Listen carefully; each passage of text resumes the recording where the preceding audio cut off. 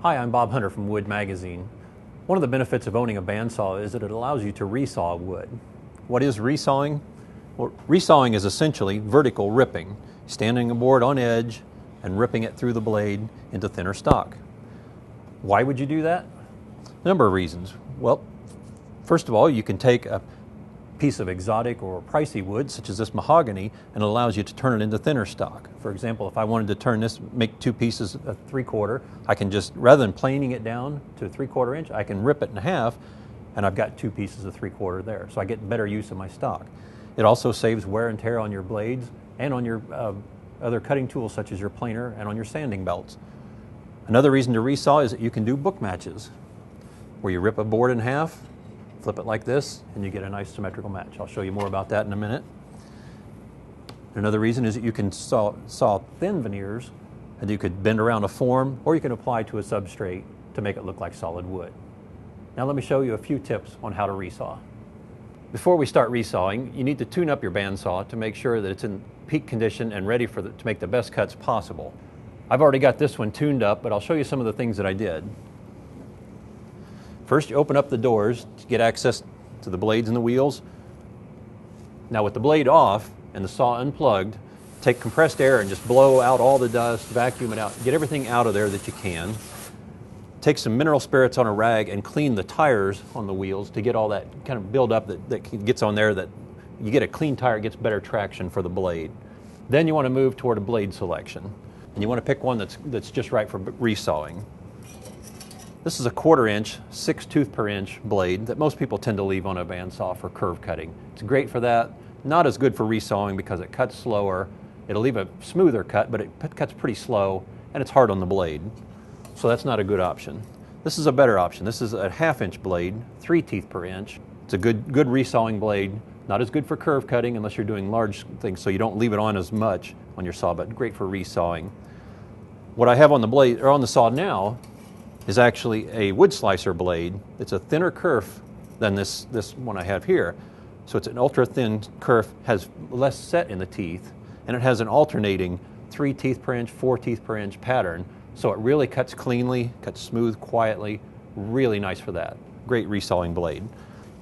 Once you've got your blade on the saw, you want to track it onto the tires. You want the blade to run just in front of the middle portion. So you want the teeth to stay on the tire, but you want it to be more toward the front, and you adjust that by tilting the wheel forward and back. Then after you've got it tracked, what you want to do is set the tension. That's set up here with this knob. And to do that, the best way is, because you can't always count on the tension gauges that are on a bandsaw, here's a quick and easy way to do it. Take a square, any kind of a square, and set it about a 1/4 inch from the blade, and just take your thumb and push into there. And when you can just about touch the square, that's the right amount of tension. Okay, that's just right. That's the correct amount of tension that we need for the saw. So you're good to go there. Next thing you need to do then is to set your blade guides. You've got upper guides and lower guides below the table. Each has 2 side guides. Some saws will have 4, but and then it also has a thrust bearing behind that the back of the blade runs against. So you need to set those, get those set up perfectly so it holds the blade and keeps it from twisting and tracking offline. Okay, you want to square the table to the blade sideways and back to make sure that you're going to get perfect parallel cuts when you're making this. Okay. And then the final thing you want to do is hook up dust collection to your saw to keep as much of the dust out of this cabinet as you can. Keep it off the blade, off the tires. That'll help your saw run cleaner, faster, and smoother. Some bandsaws come with a fence as standard equipment. But if your saw doesn't have a fence, we can show you an easy way to do it just using a makeshift fence. Now we're going to resaw today using just a plain old 2x4 board that I'm going to clamp to the table. So before we do that though, we need to know, does our saw have any blade drift to it? So we're going to test for that first. So what I'm going to do is to set it up just about 3 or 4 inches from the blade, nothing magical here. Just set it up with a square, clamp it to the fence, clamp it to the table, I'm sorry. Okay, now that fence is set square to the table.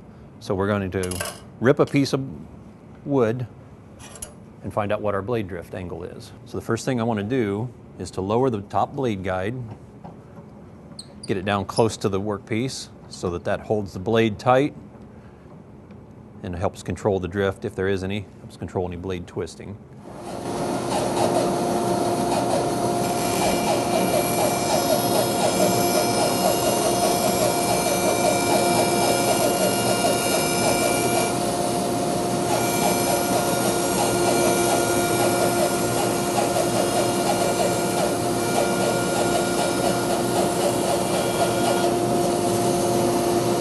Now this kerf that we just made represents the drift angle if there is any.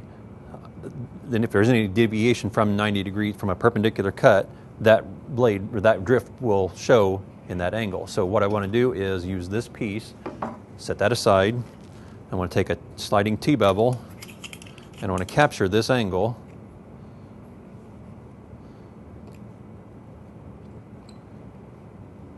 Because my board, my MDF was square when I started, so I have a 90-degree end. I want to capture that angle there. Now that represents the drift angle, if there is any. I no longer need that board, so I'll set that aside. And now I'll use this to set my fence by doing that and bring it in to do it. So let's look at first we have to find out what are we going to cut though first before we set that, because we need the blade to be, we need the fence to be set the distance from the blade that we're wanting for our resaw. Okay, this is a piece of 3/4 inch thick spalted maple. And what I want to do with this is to make a book match so that we can edge glue them back together. A book match would be this. So I want to rip the board in half this way, resawing, so that I can then put them together and they'll have a symmetrical look to them. That's what book matching is. So before I do that, the first thing I need to do is to raise my blade guide up out of the way.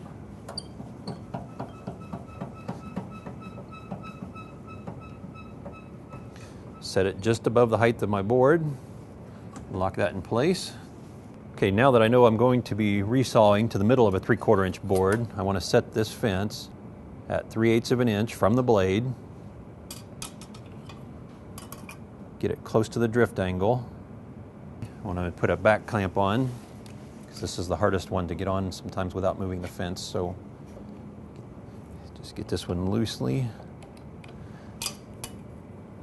Now with the blade still set, the gap still set at 3/8 of an inch, I want to put this onto my drift angle right there. And a little off there, okay, that looks good. Tighten this one down, and we're ready to resaw. Before resawing, make sure your board has 2 faces planed parallel and at least 1 edge squared to those faces. Now with the saw tuned up and the drift angle set on the fence, resawing is just about automatic. Keep the workpiece pressed against the fence as you work, and don't rush your feed rate. Let the blade do its work. The harder you push the board, the more likely you could force the blade to deflect side to side. Okay, now that we've resawn our board in half, we can open it up to see what a book match looks like. So you can put these two together in a panel. Well, this isn't necessarily a great pattern, so what we can do is you can look at it from the other side. Flip the board around, book match it again, and now you see you got a little bit better symmetrical pattern that you can glue together to make one larger panel, or you could put these separate in adjoining door panels so that they would look close to the same. Just a nice way to experiment and work with exotic woods or any highly figured wood, in this case the spalted maple. Can you bend a 1-inch board like this? Well, sure you can, if you cut it into strips first. With this piece here, we took a 1-inch thick piece of maple, cut it into 6 strips, about 1/8 of an inch thick, put them between these 2 forms, clamped it together with these 2 clamps, put glue in the middle, and by the time when it dries and you release the clamps, this will maintain that form. It's an interesting way to do it. You just resaw the 1/8 inch strips on your bandsaw. The setup is exactly the same as when I resawed the book match. I used the bevel gauge to set the angle of the fence to match the blade's drift angle, and just moved the fence to a little more than 1/8 inch from the blade to allow for the saw marks that I'll remove next. After cutting away the first piece of veneer, plane the bandsaw and face smooth so you're ready to cut away the next piece of veneer. By setting up a fence to match the drift angle of the blade, You make a truer cut, so you reduce the amount of planing you have to do. That reduces the amount of wasted stock, so you get more yield from each board. Then it's back to the bandsaw to cut the next piece of veneer.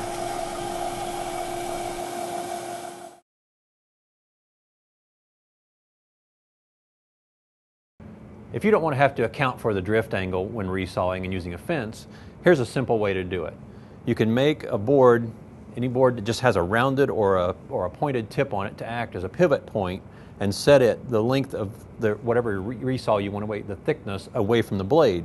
For example, if I want to resaw this board in half, I would set it right to the middle of that board so that when I would do it, and then as I'm cutting, I've got a line marked down the center, and then as I cut, this allows me the freedom to steer it as need be if that should wander off based on our blade drift. If it wanders from the cut, I can adjust by just moving the board this way.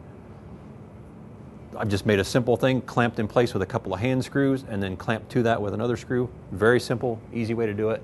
Let's see how it works.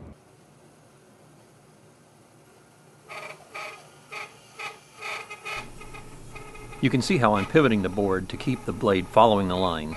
For quick, one-time uses, a point fence like this is quicker to set up and use. But keep in mind that you might have more waste to remove to make the faces flat again.